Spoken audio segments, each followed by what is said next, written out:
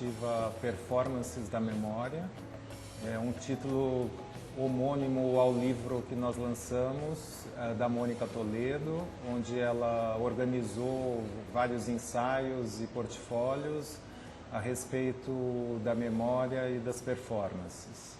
Eu aproveitei para apresentar para o mercado 3 novos artistas que estarão incluídos no casting da galeria a partir do ano que vem. E a coletiva como um todo apresenta 6 artistas, a própria Mônica Toledo, com alguns fragmentos de vídeos. Tudo começou meio de uma forma inconsciente, eu comecei a fazer vídeo performances. Essa primeira em 2008, chamada Olímpia, era um corpo que tentava dançar, então era um corpo que tinha memória da dança, mas que era incapaz de dançar mais, porque eu fiz balé 13 anos, e parei de dançar e eu fiquei com essa memória da dança no corpo, mas eu era incapaz de fazer uma pirueta, de fazer um giro, de fazer muita coisa. E aí depois desses meus problemas anatômicos, eu me senti um pouco uma boneca. E aí nas sessões de RPG e tudo, a minha fisioterapeuta disse que meu corpo nunca ia voltar ao normal, porque eu estava há 20 anos um pouco com o ombro caído, com o pescoço projetado, com o quadril, com o joelho, eu tinha arrumado um corpo de um jeito que não era saudável, mas que era saudável para mim. Então, eu fiquei com isso na cabeça, o que é um corpo normal, o que é um corpo vivo, o que é um corpo que dança, o que é um corpo que pensa. E aí eu comecei a realizar vídeo performances. E esse nome Olímpia, e depois o vídeo seguinte, chamado Copélia, são nomes de bonecas de um autor do século XVIII, chamado Hoffmann. Ele foi muito adaptado para o cinema, para a dança, Tim Burton adaptou ele virou um balé chamado Copélia, enfim, várias vertentes das artes adaptaram contos do Hoffmann. Então a Olímpia e a Copélia são essas autômatas que... Autômata é uma boneca, ou seja, ela não é viva, mas ela não tem memória, ela se mexe, mas não tem memória. Então ela tem sentimentos, mas não consegue me lembrar de nada. Então eu fiquei com isso da memória durante todo esse tempo. E aí agora, no ano passado, eu resgatei um pouco essa memória numa pesquisa na UFMG. Eu fiquei na cabeça com uma frase de uma professora que disse que eu não podia estudar memória porque era um assunto muito grande, que eu não ia dar conta. Aí eu não gostei. Foi um desafio e a questão da performance é uma palavra também que me incomoda muito, porque, no bom sentido, que todas as artes se apropriam, né? O cinema faz a cine performance, o vídeo, o teatro, a dança. Então, o que é a performance? Que ela escapole das coisas, né?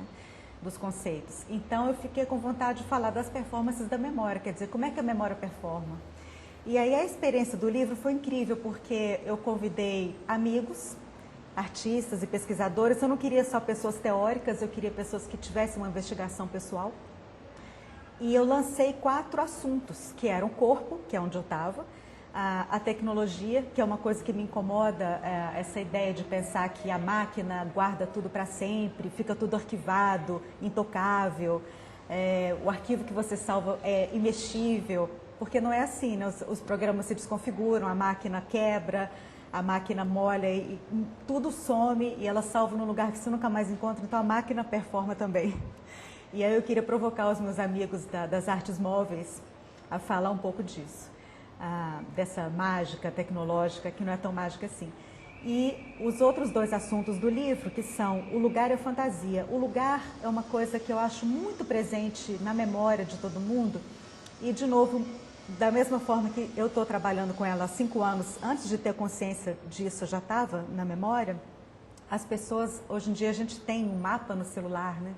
E tem vários trabalhos de mídias móveis que são assim, vamos criar cartografias móveis, mapas afetivos, cartografias afetivas, quer dizer, você reconstruir um lugar a partir das suas memórias afetivas, da relação que você tem com o lugar que é só sua. Então, isso eu acho muito interessante. E a questão também de você voltar num lugar muitos anos depois e falar, mas esse lugar não é o lugar que eu conheci, esse lugar mudou. Todo mundo diz a mesma coisa, mas não é o lugar que mudou, a gente que mudou, né? A gente que tem outro corpo agora. E então pensar nisso, como é que a gente inventa o lugar também e habita o lugar. Então tem essa sessão sobre o lugar. E por último, fantasia, que eu acho que é a única forma que a gente tem para atualizar as memórias e continuar pensando nelas e ativando elas, né? Tem muitos estudiosos do corpo hoje, de várias vertentes científicas até, que dizem que a memória ela é presente e sempre atualizada, não são aquelas gavetinhas que a gente tem no cérebro, né? Cada gaveta para um assunto. É tudo atualizado o tempo todo, dependendo de que o contexto que a gente está, a nossa relação afetiva com o lugar ou traumática, né?